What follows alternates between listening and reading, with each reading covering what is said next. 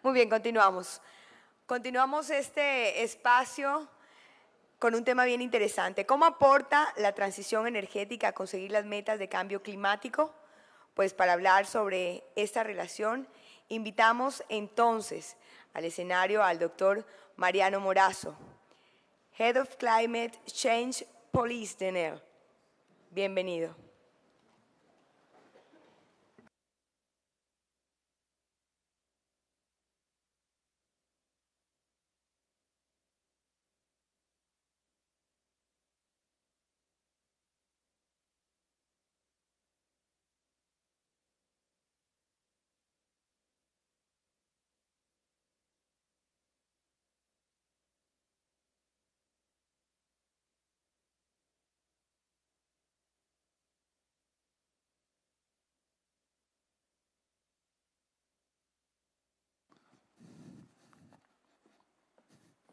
Hola, buenas tardes.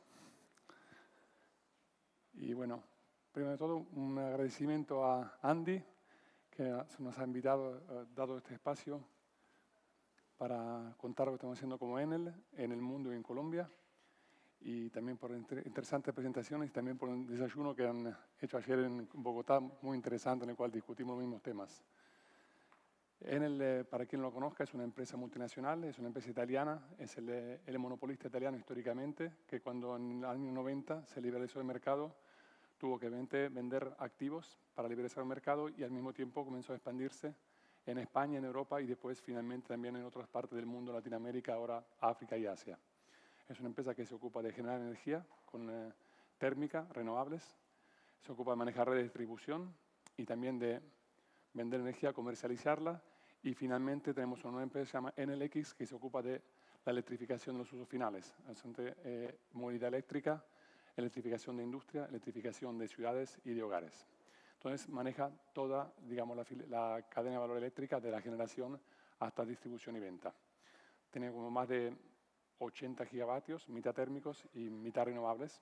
Para los renovables siempre más y lo más significativo es que operando en 32 países, finalmente en el último plan industrial se van a invertir 16.000 millones de dólares, 16 billones, principalmente en renovables y redes eléctricas. Esto para demostrar que el compromiso de la empresa, que tomó varios compromisos políticos también de ser carbono neutral antes de 2050, más o menos 2040, y es realmente un compromiso que no es solamente un compromiso en términos de emisiones, pero también de sustentabilidad. Entonces estamos incorporando en toda la cadena de valor, en nuestros proveedores, en nuestros clientes, de tratar que todo sea sostenible a nivel obviamente emisivo y también laboral. Entonces este es nuestro compromiso.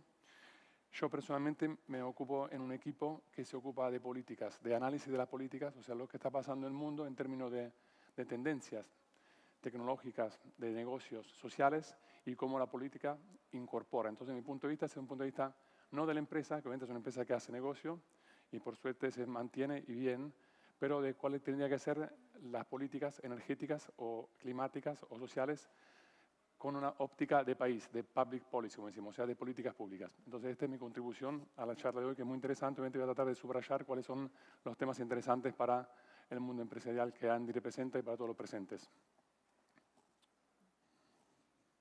Entonces, 3 temas, voy a tratar de ir rapidito ya que estamos en retraso. Cambio climático, que es un tema, es un desafío, pero también, disculpen si es en inglés, por suerte voy a traducirlo como español medio argentino, pero pienso que se entienda. Y transición energética, o sea, cómo se hay que manejar la transición, y tenemos también un proyecto en Colombia que estamos, evidente que es una manera de contribuir al debate colombiano sobre el tema. Cambio climático. Hoy Gonzalo lo explicó muy bien, así que voy a ir rapidito. ¿Cuál es el tema? El Acuerdo de París. Después de tantos años se logra un acuerdo que es importante, a la medida en la cual todos los países del mundo, aparte de algunos, digamos, han firmado y tiene 3 partes. Para el sector privado, para nosotros lo vemos como 3 cosas importantes, que son la ambición, o sea que hay un objetivo muy importante que nunca se ha firmado, o sea, comprometernos todos juntos a un objetivo de limitar la temperatura a 2 grados mirando al 1.5, que es algo que tendría que poner nuestro planeta bastante seguro de los cambios climáticos.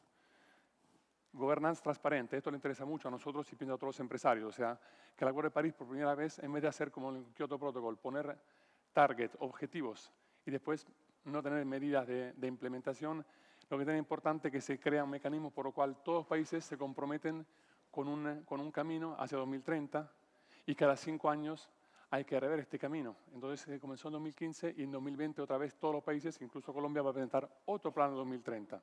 Y lo que es importante también que para los empresarios importante es la transparencia y la claridad del plan del gobierno. Y con París y con el Rulebook, el libro de las reglas que se aprobó el año pasado en Katowice, ahora tenemos realmente un compromiso de dar un plan muy detallado. O sea, los gobiernos no pueden decir voy a hacer el 30%, 40% de reducción. Hay que presentar un plan muy detallado en el término de medidas, objetivos por sectores y también de mecanismos de financiación. Esto es una cosa muy importante para la estabilidad del marco regulatorio de inversión, porque esto es lo que se va a tener que implementar en los próximos años.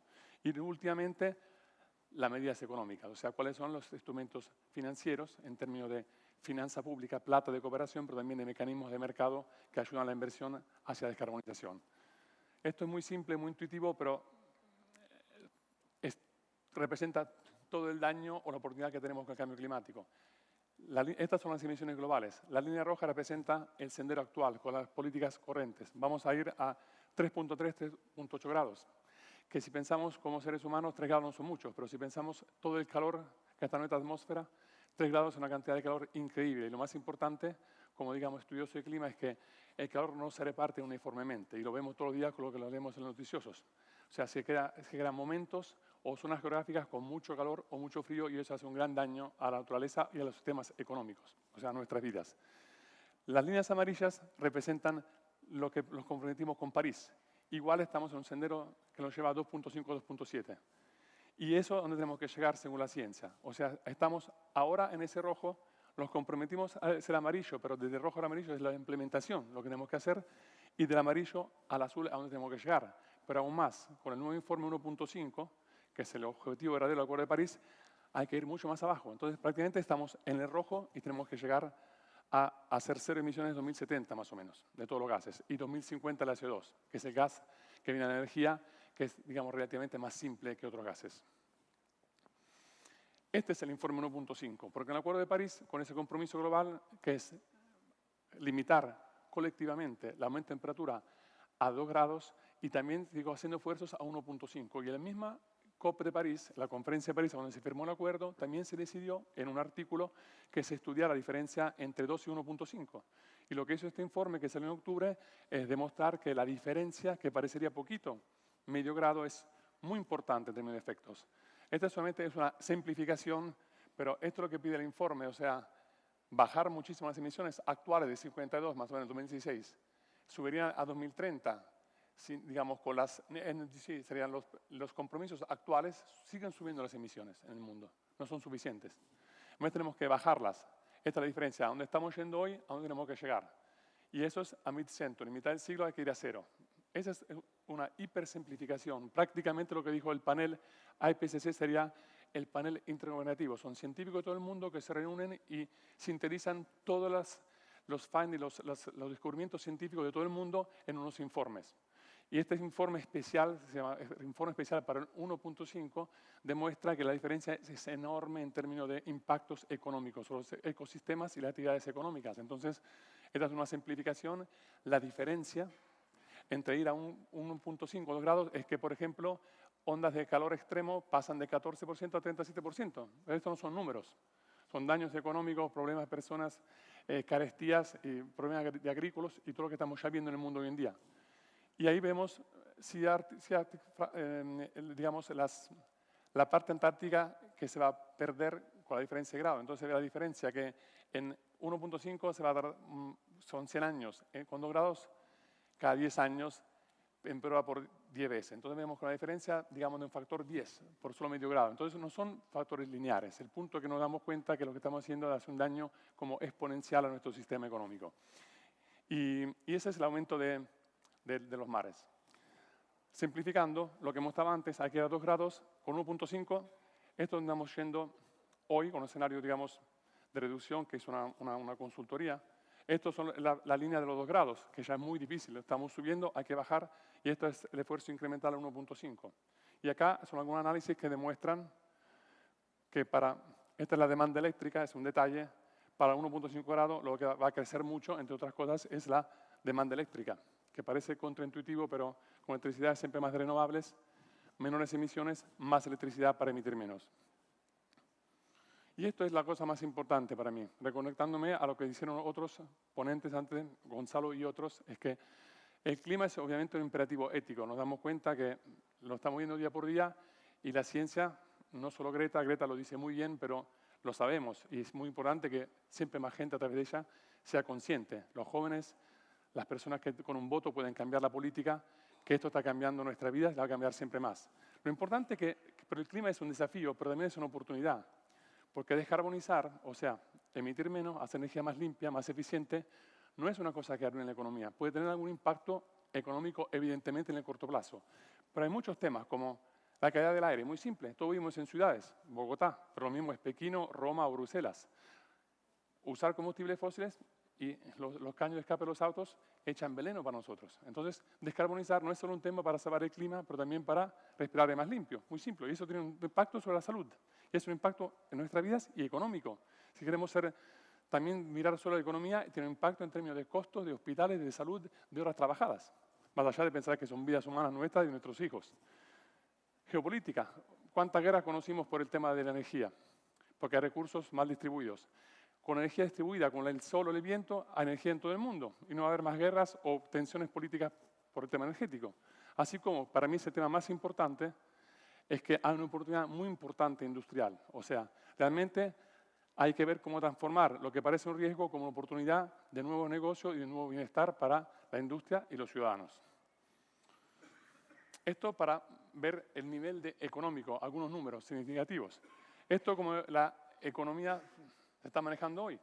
Se sigue emitiendo y se ven, obviamente, los países más ricos, en pasado Estados Unidos y Europa, que emiten siempre menos. No es solo un tema ambiental, en tema económico, porque se ven beneficios, mientras otros países del mundo siguen emitiendo siempre mucho más. Y ahí lo que necesita, lo que hay que cambiar con inversiones. A la izquierda, inversión en infraestructuras, son inversiones muy grandes. Lo importante no es solo que con el caso de referencia, las políticas actuales se invierten 6.3 trillones cada año. Para un mundo, digamos, que va hacia los 2 grados, se invierten adicionales 6.6 trillones. Y lo mismo a nivel de combustibles fósiles, se va a gastar mucho menos. Se puede ver de manera positiva o negativa. Es solamente un tipo de gasto distinto. Lo más significativo para mí es que todas las inversiones van a aumentar, pero tienen que cambiar. No es tanto la diferencia, el delta, es que tienen que ir hacia otro tipo de economía. Y esto, por ejemplo, a nivel que nos interesa a nosotros particularmente, pero a todos, Energy Supply. La generación de energía, hay inversiones adicionales de 270 a 350 billones. Entonces, y acá se ve un ejemplo de cómo va a cambiar, simplificando mucho, de combustibles fósiles y menos renovables se pasa a una cantidad de inversión eléctrica mucho más alta y esto también es posibilidad de negocio, pero lo más importante también es que es energía limpia y segura y más económica para la industria y para los ciudadanos. Entonces, esto es una simplificación del tema del clima, muy corto porque ya otros antes, incluso Gonzalo entre todos, contó muy bien todo el proceso, para no repetirme, pero ahora vamos a contar algo más de lo que hacemos nosotros como para la transición. Como dijo también la ministra y otros ponentes, la energía es una de las claves, la transición energética es una de las claves para reducir el impacto sobre el clima, porque la energía emite como el 80% de las emisiones de CO2, que es en todo, por ejemplo, el 60% del impacto sobre el clima. Entonces, el sector energético, no solo en producción, pero en términos de distribución y de consumo en la industria, en los transportes y en la parte de hogares, es la primera clave para reducir el impacto sobre el clima. Entonces, esto es el consumo primario de energía, que ha crecido de manera obviamente exponencial con el desarrollo económico que tuvimos, que es una cosa positiva. Y acá vemos lo que está pasando hoy. Todavía vemos que, a pesar de lo que hacemos de año, la Convención del 92, el Protocolo de Kioto, no ha cambiado mucho. Si vemos carbono constante, el gas aumentó y ahí se ven las amarillas renovables que recién comienzan a aumentar. Entonces, la síntesis aquí es que todavía, con todo lo que sabemos de hace 20, 30 años, el cambio de la matriz energética no ha cambiado mucho. Pero sí, ahora, acá traigo un ejemplo de Europa.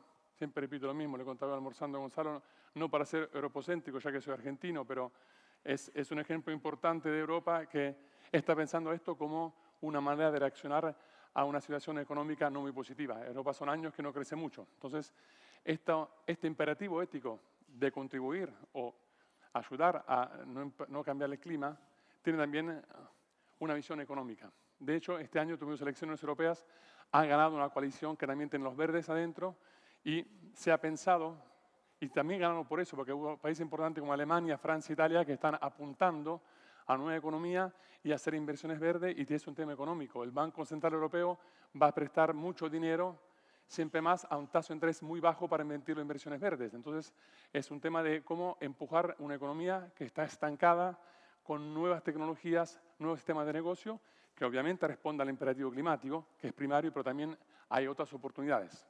Europa no puede permitirse hacerlo sobre el ambiente, lo hace porque hay una oportunidad de crecimiento económico. Y ahí, para mostrar el nivel ya de impacto que tenemos, hablamos de reducción de CO2, pero también de renovables y eficiencia. Como se contó muy bien en muchos de los paneles precedentes, hay oportunidades renovables, es una oportunidad para producirlas, es una oportunidad para los consumidores, que sean industrias y ciudadanos.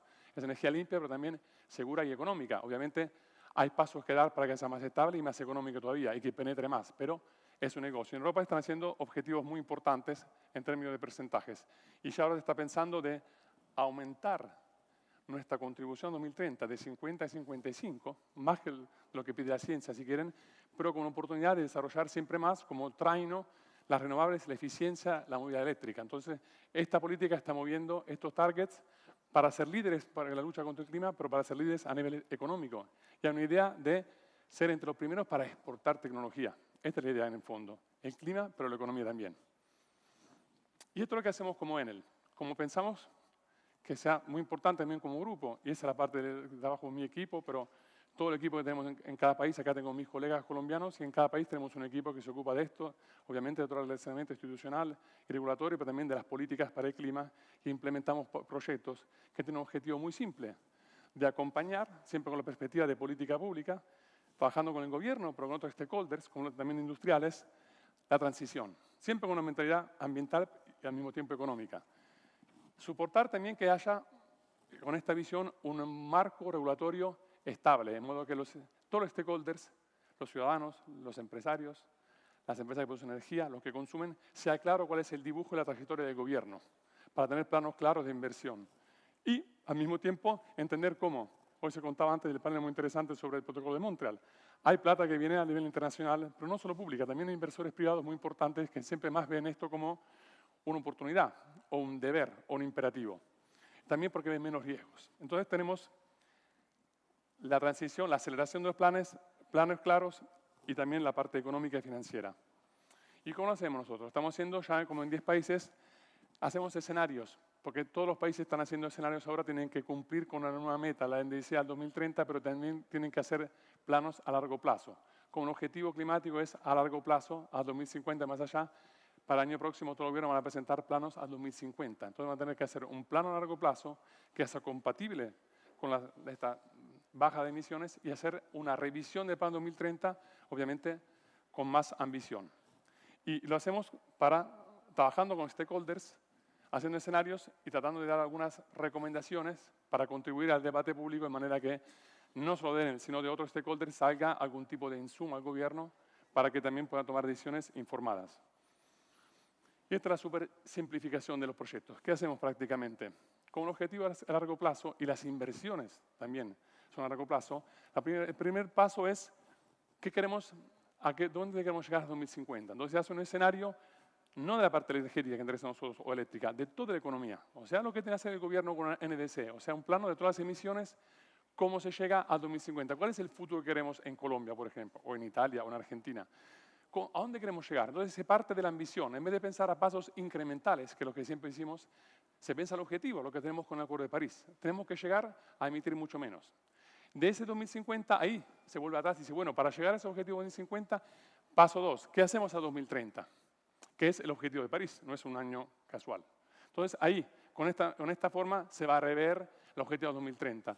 Y ahí partimos desde mañana. Midterm Policy Recommendation. ¿Qué tenemos que hacer desde mañana o pasado mañana para llegar a ese 2030? Que es implícitamente un paso para ese 2050. Y obviamente lo hacemos con stakeholders. No son proyectos de Enel, y en sí proyectos que hacemos con stakeholders institucionales, desde la sociedad civil e industrial. Ese es solo un ejemplo, porque parecen temas simples, pero siempre digo que hay distintas maneras de reducir y ahí adentro hay oportunidades económicas. Eso puede ser la emisión de un país, la emisión de un sector. Entonces, por ejemplo, siempre traigo un ejemplo que para reducir las emisiones, por ejemplo, las renovables ahora ya son muy económicas. Entonces, se puede acelerar mucho. Entonces, sector de generación energética, y él está en primer plano en eso, se toma un compromiso de reducir muy rápidamente. En el transporte no es tan fácil, entonces la reducción de emisiones no se puede pensar que reduzcan mañana así. Hay que hacer una decisión distinta que va a llevar otro tipo de sendero de reducción. Pero es importante tener un plano, eso sí, porque no va a venir de manera casual. Y el último punto, esto sí, es el contributo, la contribución que Enel trae a la mesa, porque eso sí que entendemos, tenemos experiencia, traemos la experiencia en generar energía. Generamos energía por más de 86 gigawatts en el mundo. Entonces, primer punto, hacer una matriz energética limpia, baja en carbono. Y por eso nosotros siempre más hacemos renovables y no construimos más plantas térmicas, sino bien la estamos cerrando. Después tenemos los consumos finales, porque el problema no es solamente, se dice, integrar renovables, es electrificar usos finales, no dice Enel, lo dice la Agencia de Energía y cualquier tipo de think tank de estudio. Una manera, no es la única, pero una buena para descarbonizar es electrificar usos, movilidad eléctrica, casas más inteligentes con mucha electricidad, siempre suponiendo que venga siempre más descarbonizada, y hogares, industria. También que la industria es un poco más difícil en algunos casos, la industria pesada. Y después las redes, porque para esta energía, para que fluya a los usos finales, redes siempre más inteligentes. Y esta sí es una parte que no se considera mucho. De hecho, en Nueva York lanzamos, y también Colombia va a participar, una iniciativa que lanzó Italia en la coalición de transición energética sobre las redes, que hace parte de una coalición sobre eficiencia energética. Hay un compromiso de aumentar la eficiencia energética de 3% cada año y la electrificación es parte de eso. Nosotros estamos empujando con el gobierno italiano una iniciativa global sobre las redes inteligentes. Y bueno, esto lo que contaba antes. Comenzamos en Italia, hicimos en Rumanía, en España, después Colombia para mí es un orgullo. Comenzamos el primer país fuera de Europa en 2017, fue Colombia porque estaba muy avanzada como framework, como marco institucional. Y también porque tenemos intereses, pero tenemos intereses en 30 países. Europa ya tiene un marco bastante claro en este sentido. En vez de, vamos a Colombia, que se está discutiendo esto muy seriamente. Y ahí comenzamos a trabajar junto con los colegas, con stakeholders locales. Y después fuimos a Argentina, Marruecos, hoy estamos trabajando en Sudáfrica, Brasil. Y la novedad que estamos tratando de ver en Latinoamérica, lo parece muy importante, cómo Europa se integró por un motivo histórico después de la guerra, cómo también, en otra manera, evidentemente, hacer una hoja de ruta regional, aprovechando una serie de sinergias en términos de redes, interconexiones, precio del carbono, en toda Latinoamérica.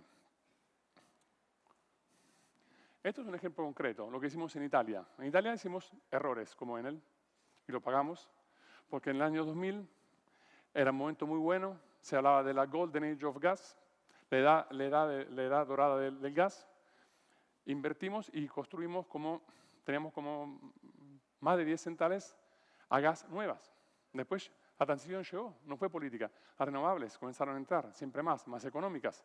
Y nos encontramos a tener que cerrar, también por la crisis, 23 centrales térmicas, que parecían un buen negocio, pero no fueron más un buen negocio, porque llegó la transición. Hicimos mal las cuentas. Y ahora estamos cerrando 23 plantas de petróleo, gas, turbogás y carbón. Y es muy difícil cerrar una planta eléctrica, porque hay un compromiso zonal, trabajadores, cadena de valor, proveedores. Entonces son varias centenares de miles de personas que estamos tratando y no echamos ninguna persona, estamos tratando por un tema de sostenibilidad social, cómo reconvertir estas plantas. Y tenemos un proyecto que se llama Future, en el cual tratamos de construir con stakeholders otras actividades económicas en estas plantas. Pero para decir que la transición llega. Entonces hay que mirar hacia el futuro y nosotros no lo hicimos, nos equivocamos y acá lo estamos pagando. Entonces estamos tratando de no hacer el mismo error en todo el mundo, en Italia, pero a donde operamos.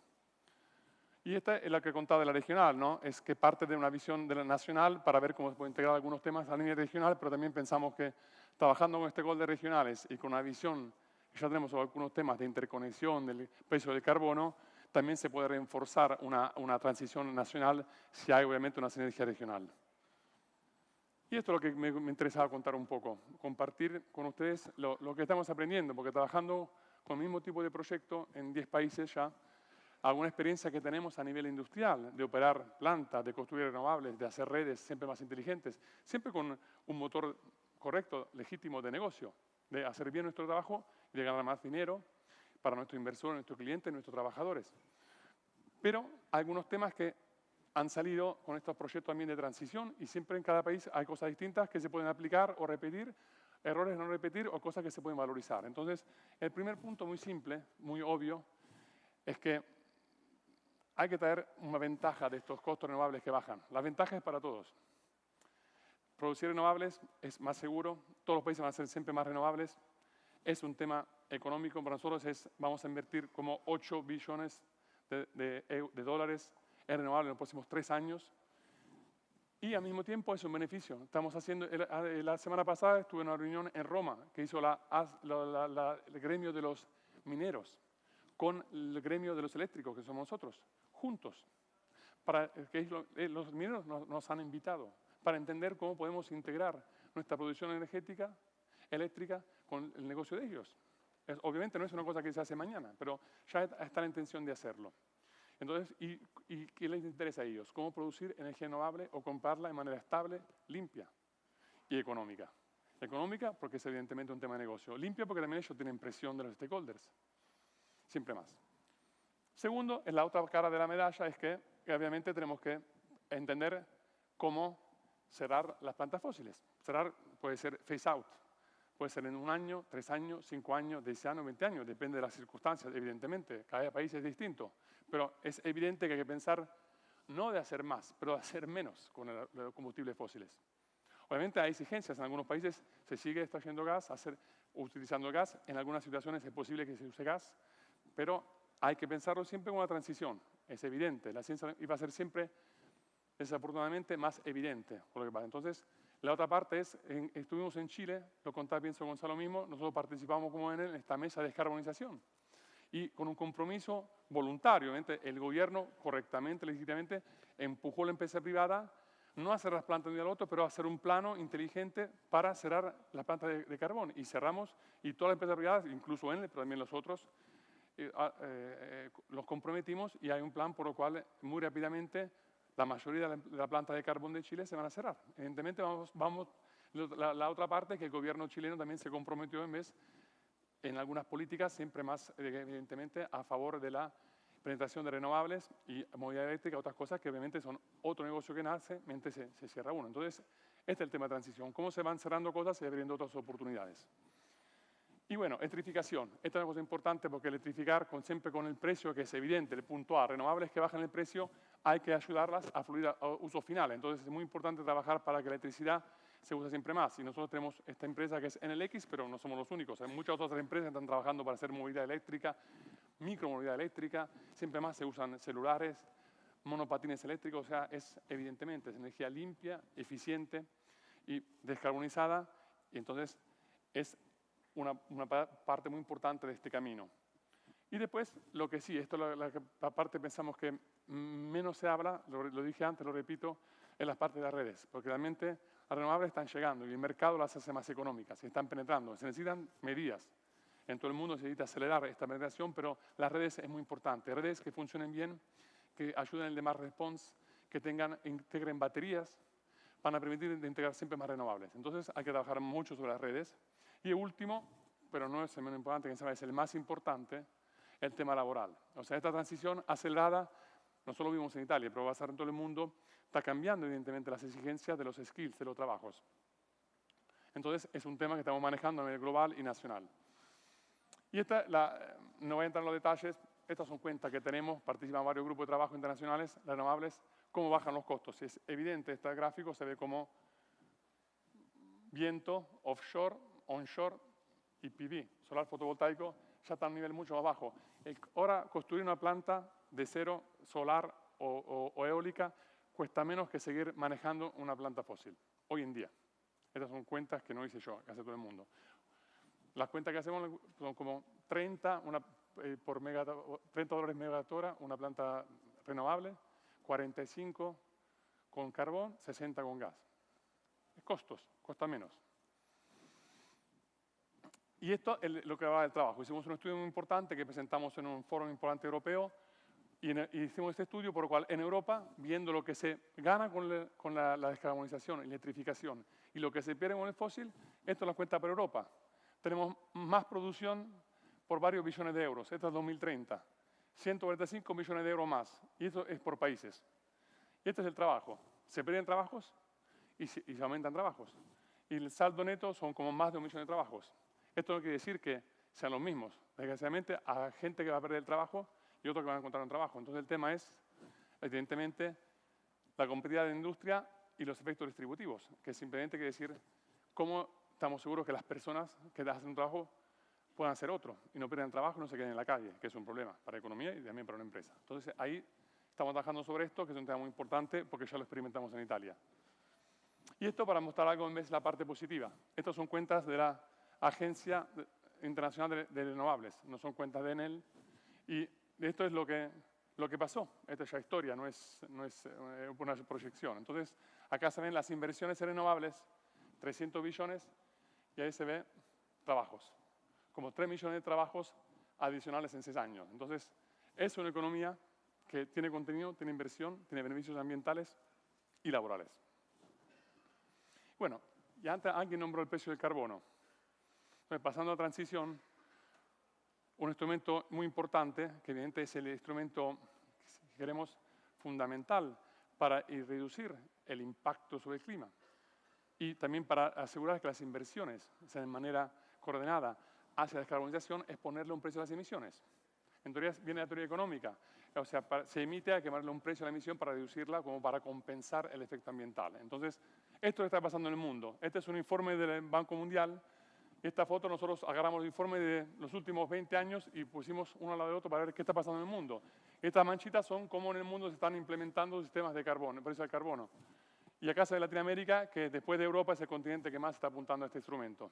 Y incluso Colombia, que como ustedes saben mejor que yo, a ver las consultaciones, allá un puesto sobre el carbono, está trabajando para implementar supuestamente un sistema de comercio, un emission trading scheme, o sea, un sistema de comercio de emisiones.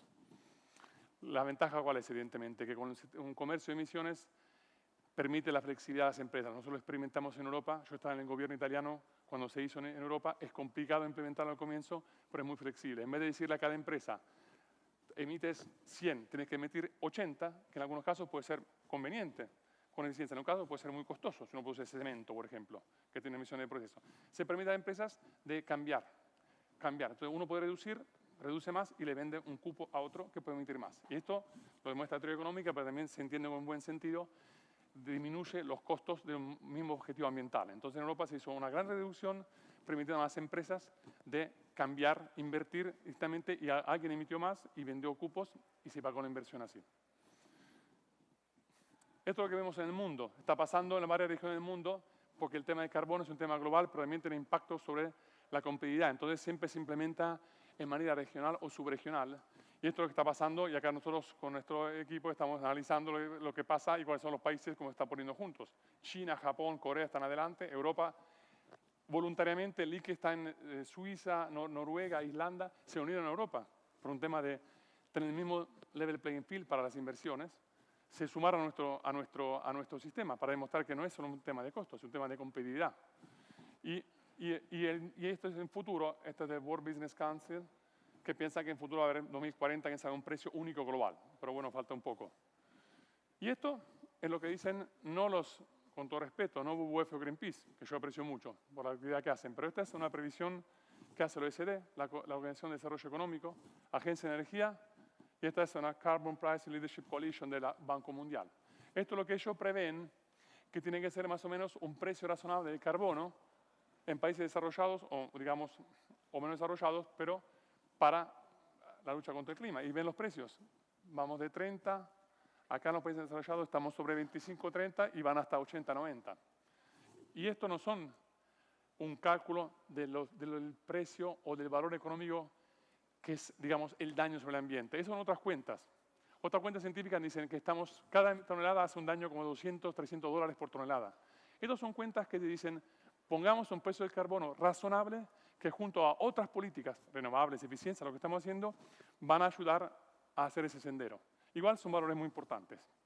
Y como ustedes saben, se está trabajando con la Alianza del Pacífico en Latinoamérica, Colombia, Chile, Perú, México y Argentina tienen que sumarse para implementar de manera coordinada. Y esto para mostrarle, no son importantes los números, este es el ejemplo europeo. Lo discutimos la semana pasada en Europa. Lo importante es que el precio del carbono, si uno lo ve solamente como un costo, sufre como un costo adicional de producción. Pero atención, el precio del carbono es una manera distinta de distribuir los flujos económicos. Simplifico mucho. En Europa se pone un precio del carbono, las empresas tienen que comprar los cupos, pero esa plata no se va al aire. Esa plata es plata que el gobierno agarra para después tiene que invertir en descarbonización. Tiene que ayudar a las empresas a descarbonizar. Tiene que poner incentivos a renovables. A donde hay un costo, tiene que ayudar a superar ese costo. Entonces, esto está pasando en Europa. El precio del carbono subió y tenemos como varios billones. Esto es lo que pasó el año pasado. Tenemos como, acá están las cifras, 35 billones y el precio estaba muy bajo antes. 35 mil millones de dólares de revenues de las subastas de los cupos. Y esa plata se invirtió en la economía. Obviamente, parece feo decirlo, pero así cuesta más producir de manera, digamos, no compatible con el clima y esa plata va a ayudar a la descarbonización. Y bueno, y la idea es que entonces para la empresa, en Europa tenemos un debate ahora que parte de la empresa, un poco más arretrada, quiere un precio bajo.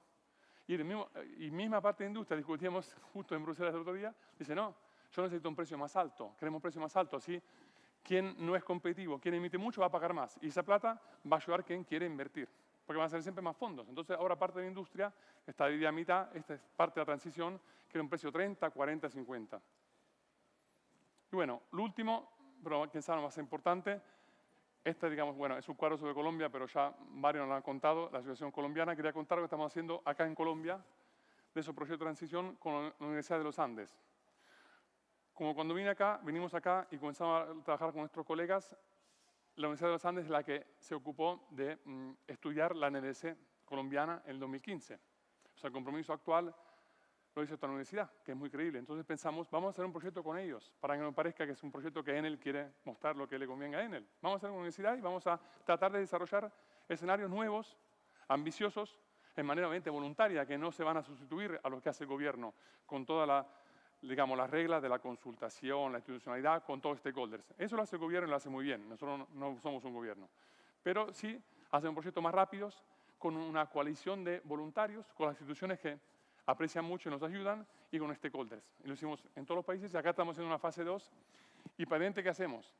Vemos la NDC, el compromiso del 2030, lo actualizamos y estamos viendo los escenarios de mitigación, distintos escenarios que se pueden cumplir con medidas económicas y políticas para cumplir un objetivo de reducción más importante.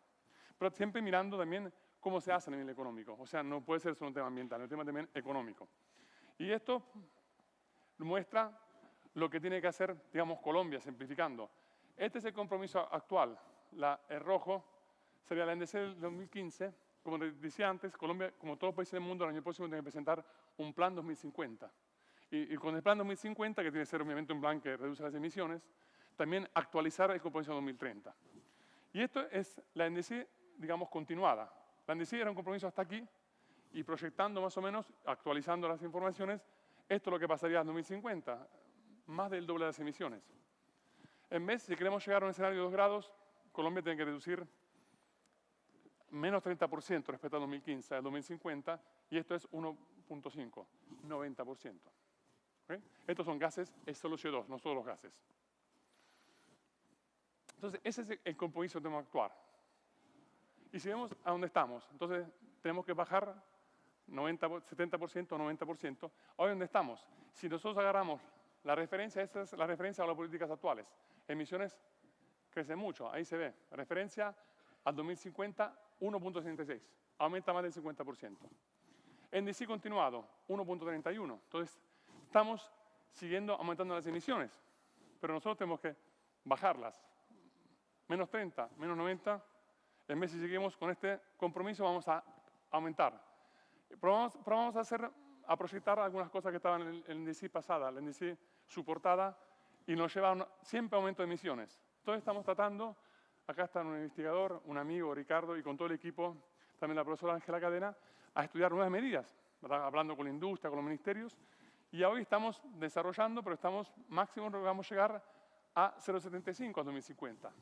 O sea, a reducir del 25%, que evidentemente no es suficiente. Entonces, si lo miramos a nivel sectoral, parte eléctrica. Entonces, parte eléctrica, arriba, siempre es lo mismo. Lo rojo es la referencia. Las emisiones suben mucho. 1,87. La NDC nos lleva 0 referencia, NDC 0,74. El sector eléctrico es el que reduce más fácilmente, evidentemente, respecto a otros. Pero igual no bajamos mucho y el increase effort, el escenario más ambicioso, mitad 0,50. O sea, logramos reducir el 50% de las emisiones al 2050, que parece mucho, pero no es suficiente. Y como ven ahí, más reducimos la electricidad con un poco de eficiencia, baja, pero después para reducir más sube la potencia eléctrica. ¿Por qué? Porque es parte de la descarbonización. Entonces, más electricidad, más renovables y se descarboniza más.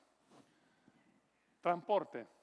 Ahí tenemos los escenarios. Referencia sube muchísimo. La NDC continuada sigue subiendo. Ahí vemos los números. 2050, más de 3 veces. NDC, más de 2 veces. Increase effort, escenario de mitigación, más del doble. Tratamos de hacer un escenario de electrificación, o sea, medidas de electrificar completamente la flota. Pero ustedes saben que no se puede electrificar todos los usos. Las grandes cargas, los barcos no se electrifican. Entonces, igual no llegamos a 1,40. O sea, seguimos subiendo las emisiones, casi el 50% al 2050. Y esto es sector industrial. Obviamente es el más difícil, más complicado. Y ahí lo vemos que llegamos con el increase effort a aumentar las emisiones igual del 60%. Y acá estamos estudiando todas medidas económicas que se sustenten. Por eso los paramos así. Estamos estudiando, mirando las cosas con los ojos de hoy, las tecnologías de hoy, en manera no disruptiva, no logramos llegar a donde tenemos que llegar. ¿Por qué? Porque todos los sectores que les mostré, si yo sumo estas reducciones, también las reducciones más ambiciosas, el escenario más ambicioso que logré obtener en la generación, en el transporte, en la industria, llego a este total agregado. O sea, llego a aumentar las emisiones de Colombia del 60% a 2050. Y acuérdense que yo tenía que reducirlas del 30% o del 90%. Entonces, esta es la situación y por eso estamos estudiando no solo en la Universidad de los Andes, cómo poder implementar medidas que proyecten el sistema energético, las subastas, autoeléctricas, las redes, nuevas medidas a nivel político y económico que puedan ser más innovadoras para cerrar esta brecha, porque es evidente, estamos aumentando el 60% de las emisiones a 2050 y tenemos que reducirlas. Esto tiene que ser 0,7, 0,1 y es 1,6. Es un mundo distinto. Entonces, es lo que estamos estudiando y por ello vamos a presentar y socializar estos resultados, pienso noviembre y diciembre, antes de la COP. Y la idea, obviamente, es no pararse con estos escenarios, esperando encontrar, como estamos hablando con los ministerios y con la industria. Estuvimos con mis colegas en la Cámara de Comercio, viendo con los industriales cómo podemos sacar pilotos, medidas, tecnologías, cosas nuevas para hacer cosas realísticas. Porque es muy fácil decir 90%, pero nosotros estamos haciendo cosas realísticas. Acá llegamos, ahí todavía no. Ese es el esfuerzo que nos falta. Y hay que hacerlo de manera obviamente compatible con la economía. Entonces, hay que estar diciendo, estas son la parte, el proyecto lo hace los Andes o incorpora todos los sectores obviamente del país. Nuestra parte, obviamente, como empresa energética, como contaba antes, estamos colaborando activamente sobre el tema de la generación eléctrica, sobre el tema de las redes, el tema de la movilidad, el tema de la generación y el precio del carbono. Siempre teniendo en mente, evidentemente, los objetivos de desarrollo sustentable. Bueno, las conclusiones muy rápidamente. Estamos tratando de apoyar, obviamente, acciones coordinadas entre gobiernos y sectores privados.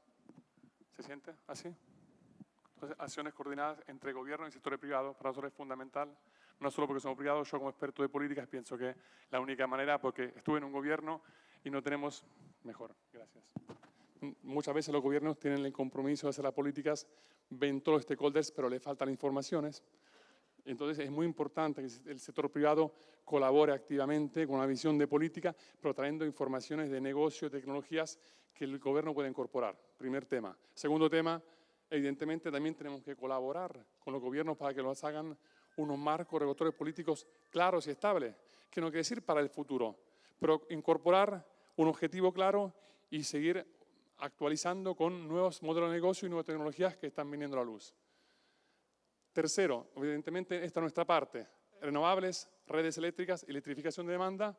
Y en último, bueno, que también estamos apuntando, y sería bueno que Colombia participara activamente, a una visión regional o subregional, no solo porque también conviene importar y exportar, pero también porque es la única manera de, quién sabe, lograr objetivos ambiciosos aquí en la región y en Colombia. Gracias.